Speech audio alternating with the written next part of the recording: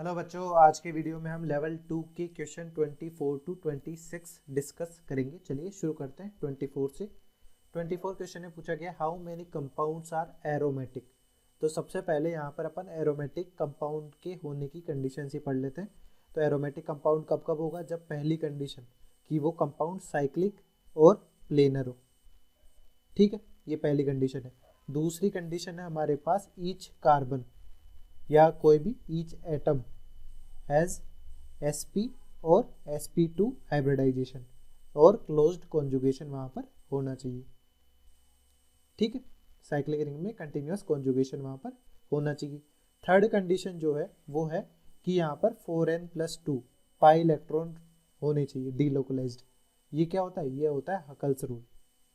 यदि ये सारी की सारी रिक्वायरमेंट फुलफिल हो रही है तो कंपाउंड क्या होगा? एरोमेटिक होगा। अब 4n+2 पाई इलेक्ट्रॉन के बारे में देखें तो n=1, n=0 रखते पहले, तो यहाँ पे 2 पाई इलेक्ट्रॉन हो जाएगा। n=1 रखेंगे तो 6 हो जाएगा। n=2 रखेंगे तो हमारे पास कितना हो जाएगा?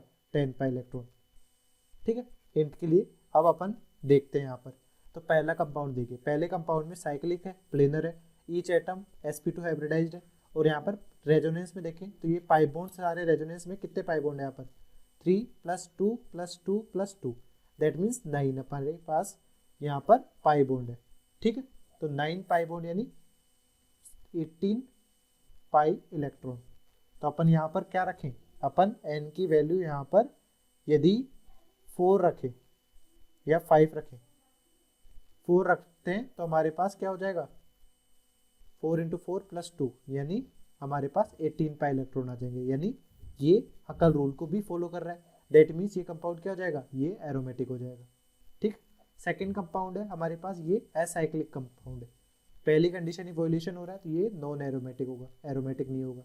इसके बाद देखें यहाँ पर, तो यहाँ पर हर एक सेंटर sp2 हाइब्रिडाइज्ड है और कंटिन्यूअस रेजोनेंस भी हो रहा है। और कितने पाई इलेक्ट्रॉन है इसमें? रेजोनेंस में 6 पाई इलेक्ट्रॉन है, तो ये कंपाउंड भी एरोमेटिक हो जाएगा। ठीक है, इसके बाद यहाँ पर देखें तो यहाँ पर नाइट्रोजन का जो लोन पेयर है ये रेजोनेंस से पार्टिसिपेट कर रहा है और हर एक कार्बन या हर एक एटम जो है वो sp2 हाइब्रिडाइज्ड है। बट यहाँ पर जो डीलोकलाइज्ड इलेक्ट्रॉन है वो कितने? 4 पाई इलेक्ट्रॉन है, लोन पेयर के 2 और एक पाई बॉन्ड के 2। तो ये कंपाउंड क्या हो जाएगा? ये एंटी एरोमेटिक हो जाएगा, ना कि एरोमेटिक। ठीक है, इसके बाद में हमारा फिफ्थ क्वेश्चन है। फिफ्थ क्वेश्चन हमारे पास क्या है? साइक्लो ऑक्टाडेट्राइन। ये दिखने में हमारे पास क्या है? 8 पाई इलेक्ट्रॉन सिस्टम है और रेजोनेंस भी हो रहा है। बट ये क्या होता है? ये अपनी रिंग को डाइवर्ट कर लेता है और हमारे पास कैसा बन जाता है? एक टब शेप स्ट्रक्चर बन जाता है इस तरह से। तो टब शेप स्ट्रक्चर जो होगा वो नॉन प्लेनर होगा और नॉन प्लेनर होने की वजह से इसमें रेजोनेंस नहीं होगा। अब रेजोनेंस नहीं होगा तो ये एंटी एरोमेटिक कंपाउंड नहीं हो सकता। ये क्या होगा? नॉन एरोमेटिक हो जाएगा। ठीक है, इसी तरह से नेक्स्ट सिक्स देखें। सिक्स अपना जो है इसको अपन ट्रोपिलियम कैटायन भी बोलते हैं। यहाँ पर अपन पाई सिंगल पॉजिटिव ऐसे रेजोनेंस कराएंगे तो पूरे रिंग में sp2 हाइब्रिडाइज्ड और कंटिन्यूअस कॉन्जुगेशन भी है। और कितने पाई इलेक्ट्रॉन रेजोनेंस से पार्टिसिपेट कर रहे हैं? 3 पाई बॉन्ड के 6 पाई इलेक्ट्रॉन है, जो कि हकल रूल को भी फॉलो कर रहा है। तो ये अपना कंपाउंड क्या हो जाएगा? एरोमेटिक हो जाएगा। इसके बाद अपन सेवंथ देखें। सेवंथ में भी हमारे पास कॉन्जुगेशन देखें तो यहाँ पे 2 पाई इलेक्ट्रॉन सिस्टम है, तो ये भी एरोमेटिक हो जाएगा। यहाँ पर अपन देखें तो यहाँ पर भी 1 पाई बॉन्ड की वजह से 2 पाई इलेक्ट्रॉन सिस्टम होगा, तो ये भी एरोमेटिक हो जाएगा। तो यहाँ पर कितने कंपाउंड एरोमेटिक हो रहे हैं? पहला कंपाउंड, फिर इसके बाद में थर्ड, फिर हमारे पास कौन सा हो रहा है? सिक्स्थ, फिर सेवंथ, फिर 8th। तो यहाँ पर टोटल 5 कंपाउंड्स ऐसे हैं जो एरोमेटिक है। ठीक है, नेक्स्ट है 25।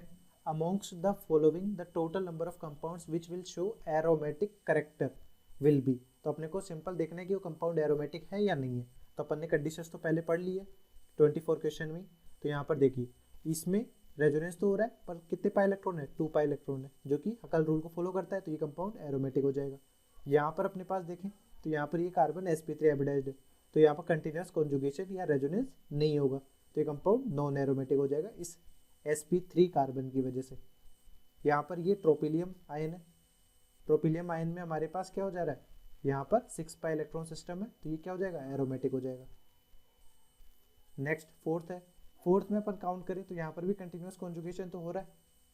ठीक है, पर यहाँ पर कितने पाई इलेक्ट्रॉन है? 3 पाई बॉन्ड तो यहाँ पर है और 3 पाई बॉन्ड के इक्वल यही है, तो यहाँ पर 6 यानी 12 पाई इलेक्ट्रॉन होंगे, जो कि किस रूल के अकॉर्डिंग है, 4n पाई इलेक्ट्रॉन रूल के अकॉर्डिंग है।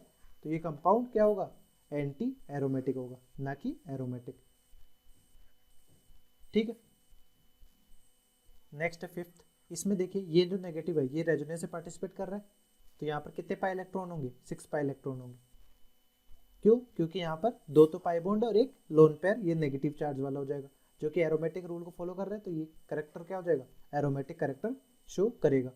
नेक्स्ट हमारे पास यहाँ पर जो दिया गया ये पेरिफेरल रेजोनेंस की पेरिफेरी पर ये पाई बॉन्ड डीलोकलाइज्ड हो जाएंगे। तो यहाँ पर कितने पाई बॉन्ड है, 1 2 3 4 5 6 7 यानी 14 पाई इलेक्ट्रॉन यहाँ पर हो रहे हैं।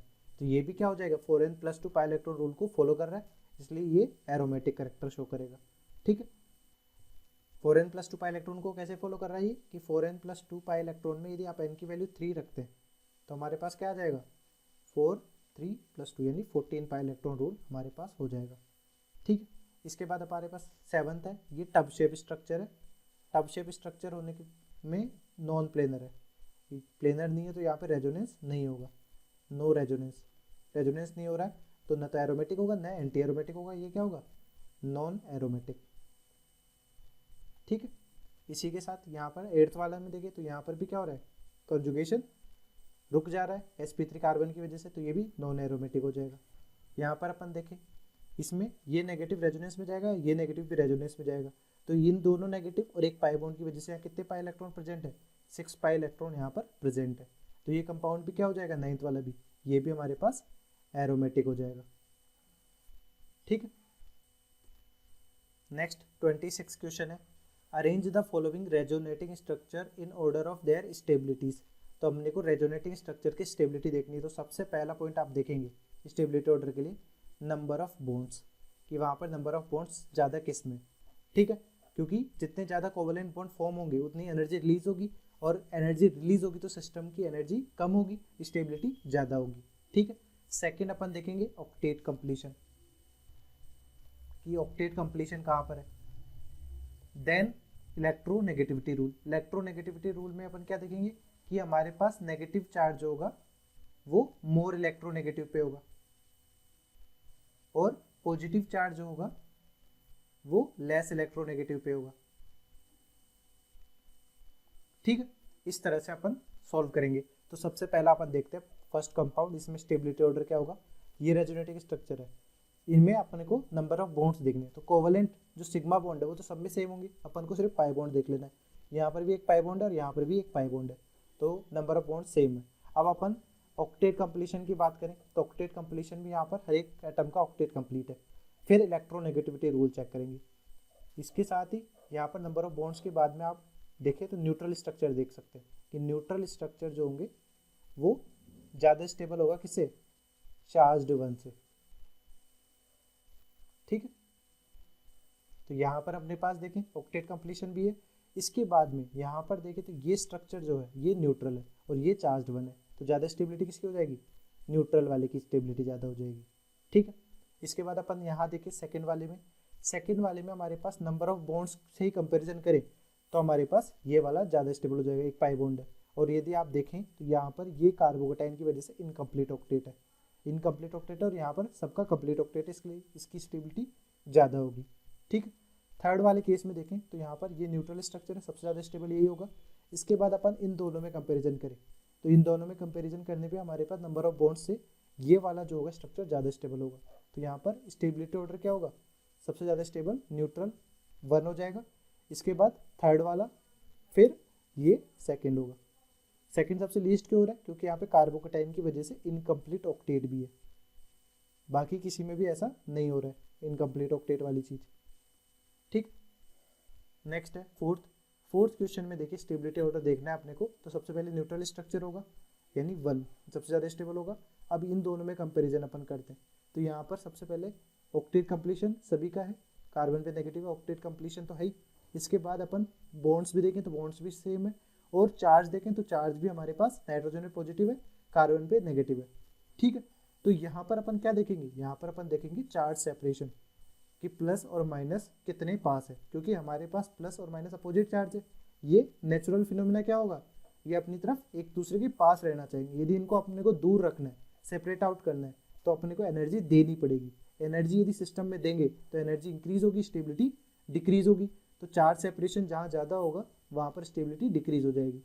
तो यहाँ पर थर्ड वाले में चार्ज सेपरेशन सबसे ज़्यादा है इसमें, तो स्टेबिलिटी किसकी ज़्यादा होगी, इसकी, सेकेंड वाले की ज़्यादा होगी थर्ड से। तो 1 के बाद 2 आ जाएगा, फिर 3 आ जाएगा। नेक्स्ट है फिफ्थ। इस क्वेश्चन में देखिए यहाँ पर हमारे पास CO2 के रेजोनेटिव स्ट्रक्चर्स बना रखे हैं। सबसे न्यूट्रल ये वाला दिया हुआ है, तो सबसे ज़्यादा स्टेबल यही हो जाएगा, 1 सबसे ज़्यादा स्टेबल हो गया। अब अपन देखेंगे कि सेकंड, थर्ड और फोर्थ में, तो यहाँ पे नंबर ऑफ बॉन्ड्स देख लीजिए। तो नंबर ऑफ बॉन्ड्स यहाँ पर पाई में यहाँ पे 2 है, यहाँ पर केवल 1 है और यहाँ पर 1 भी नहीं है पाई बॉन्ड। तो सबसे ज़्यादा नंबर ऑफ बॉन्ड्स किस में, इस वाले में, तो ये सबसे ज़्यादा स्टेबल हो जाएगा। ठीक है, इसके साथ ही हमारे पास ये वाला जो स्ट्रक्चर है इसमें कंप्लीट ऑक्टेट है, और बाकी जो दोनों स्ट्रक्चर है वहाँ पर कंप्लीट ऑक्टेट नहीं है। यहाँ पर भी कार्बन में पॉजिटिव चार्ज है और यहाँ पर भी कार्बन में पॉजिटिव चार्ज है, जो कि इनकम्प्लीट ऑक्टेट को सिग्निफाई कर रहे हैं।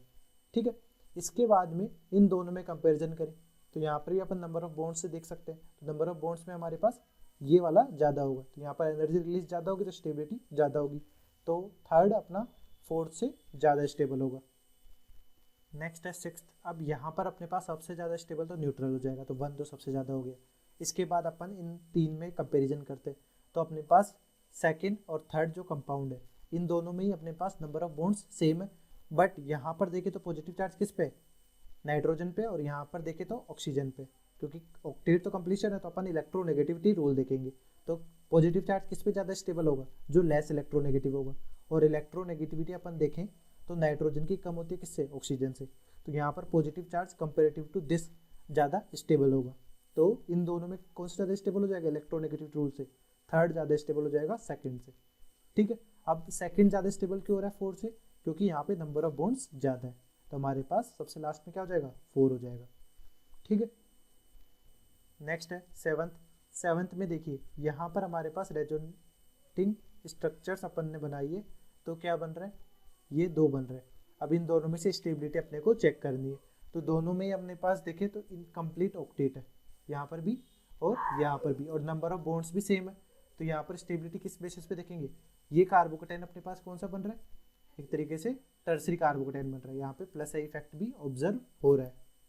ठीक है, तो अपन इसके बेसिस पे इसको ज़्यादा स्टेबल करेंगे। प्लस आई मोर है, टर्सरी है, और यहाँ पर सेकेंडरी, क्योंकि यहाँ पर तीनों जो अपन ने 3 टर्म लिखाए थे, नंबर ऑफ बॉन्ड सेम है, सेकंड ऑक्टेट कंप्लीशन नहीं है यहाँ पर, थर्ड इलेक्ट्रोनेगेटिविटी भी सबकी सेम है कि कार्बन पे पॉजिटिव चार्ज है तो दोनों की इलेक्ट्रोनेगेटिविटी सेम है।